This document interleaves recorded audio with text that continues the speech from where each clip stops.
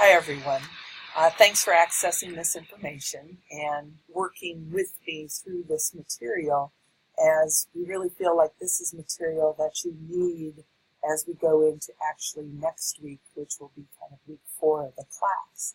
So in order to, I really think in order to get people, especially in Monday and Tuesday, before we have our next lecture, I need to kind of give you this information so that you can get ready and prepared for the labs that will go on next week. And so this was the information that I was actually going to share with you on Tuesday, knowing that Thursday was canceled.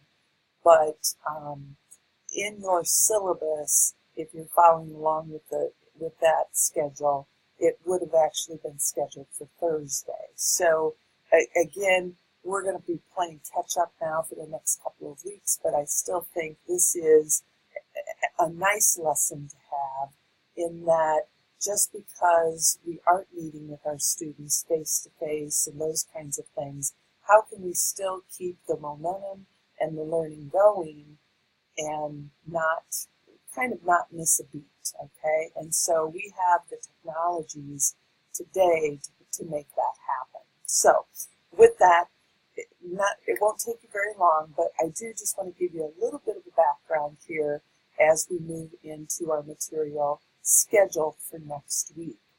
The first thing is, or the first focus that we're going to have is, we're kind of getting you into a piece here where we're laying the foundation, and one of the foundational pieces that we think of technology is just digital pictures, digital images.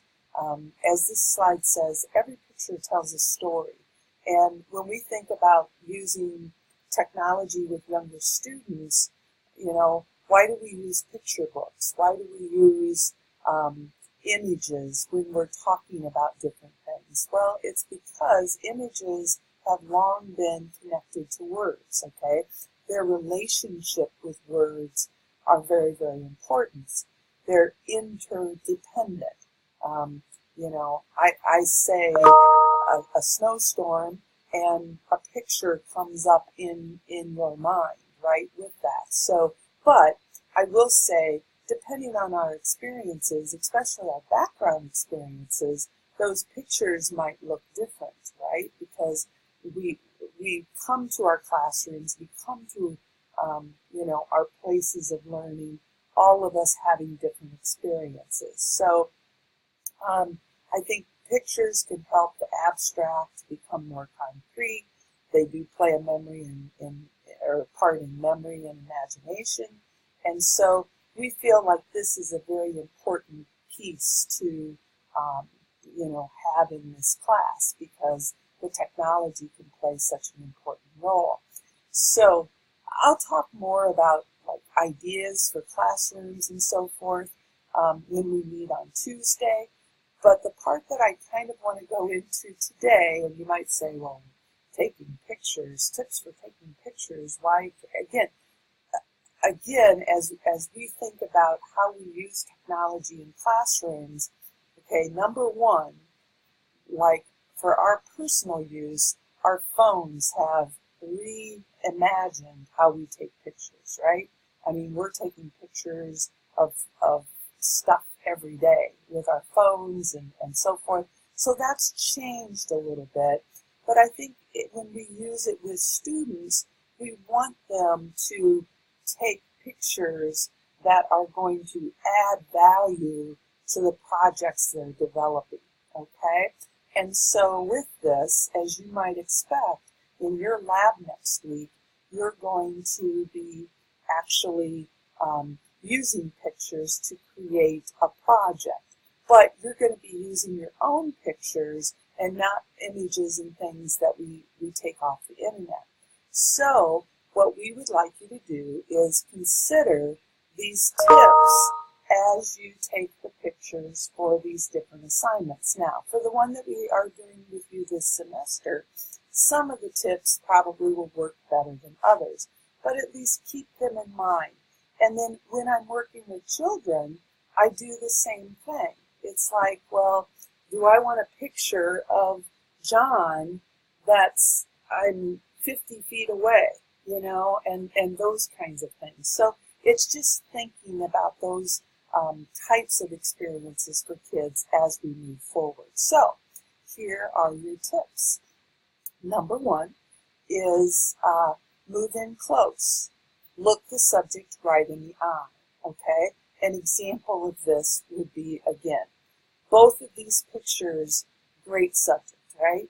The one on the left, the one on the right, they're both great pictures, okay? But when I move in close, look the subject right in the eye, that one on the right is still probably quality-wise and even more, it's just a better picture if you're following kind of photography skills kinds of things. So that's one thing that you might try to practice is moving in close, okay? Rather than, again, this 50-foot picture of somebody way far away. Those just aren't that interesting, okay? 2, take some vertical pictures. This is kind of interesting because I think on our phones, this is sometimes easier said than done and all those kinds of things, but you can do it, right? But why do we say take some vertical pictures? Well, for years, cameras, we've always taken horizontally, okay? But now with our phones and things, we can move that, we can change that and so forth a little bit easier even than just cameras.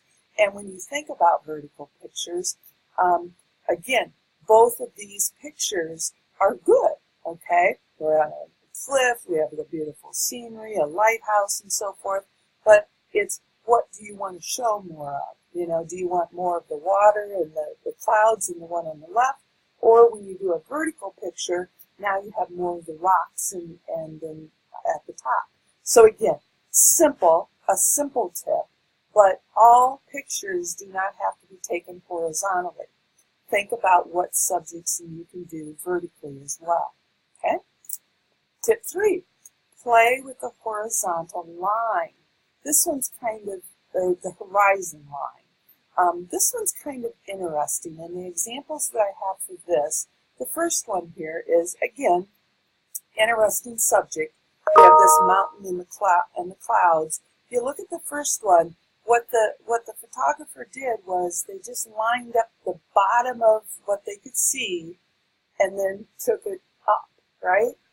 If you move that horizontal line kind of to the third of your picture, look at how that changes and the interest, how it changes in your picture.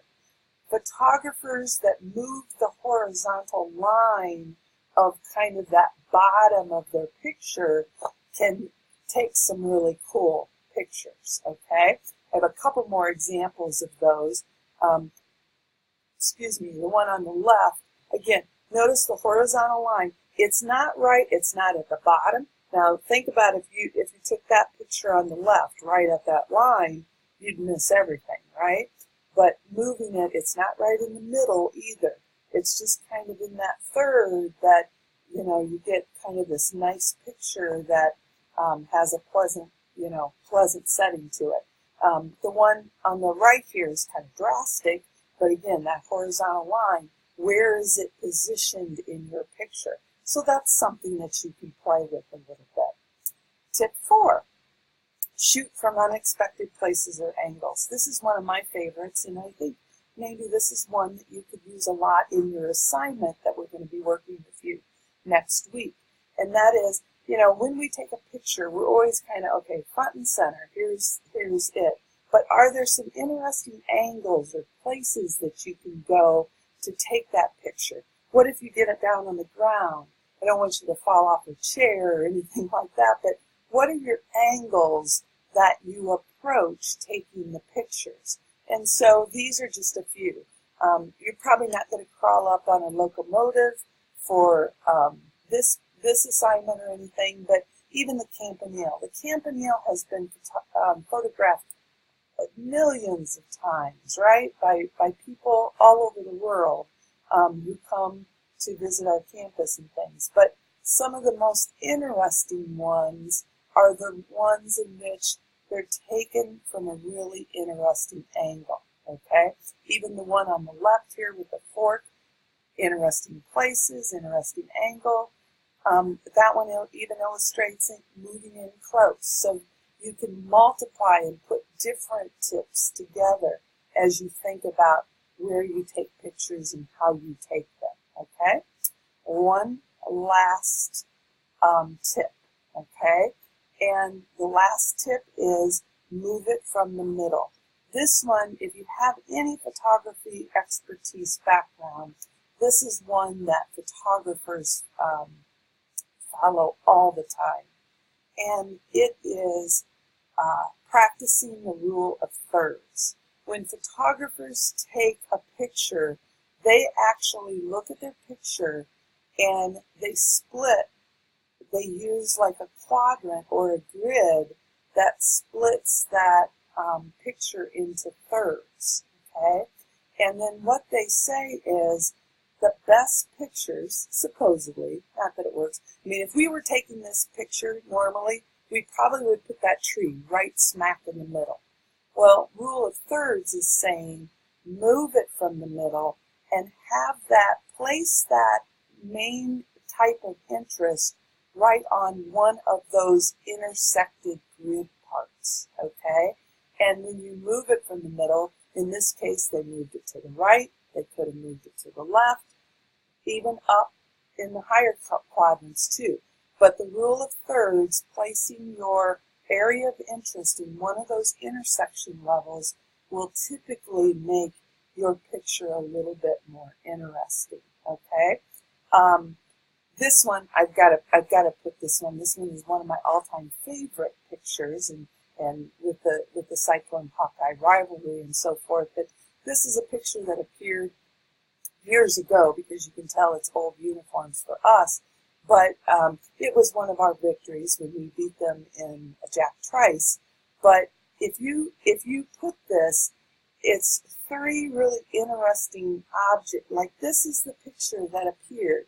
And what happened here, a defensive back had intercepted the football. He was running back toward the touchdown, or the end zone, in which he did. So if you notice, like, his leg is one quadrant, a Hawkeye offensive lineman on his back is at the other, and then on the third one, we have a disgruntled Hawkeye fan watching this whole thing happen. So, you know, pictures have stories to tell. And I just think these are interesting ways to get your students thinking about the types of photographs that they'll take and images that they'll use for the projects that they create, okay? So that's kind of the first part.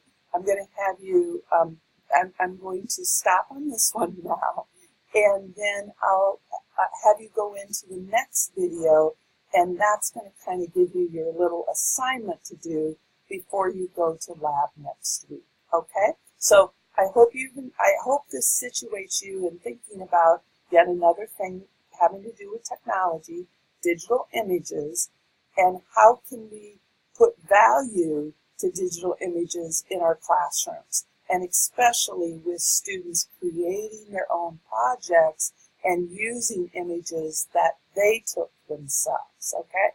Okay, thanks.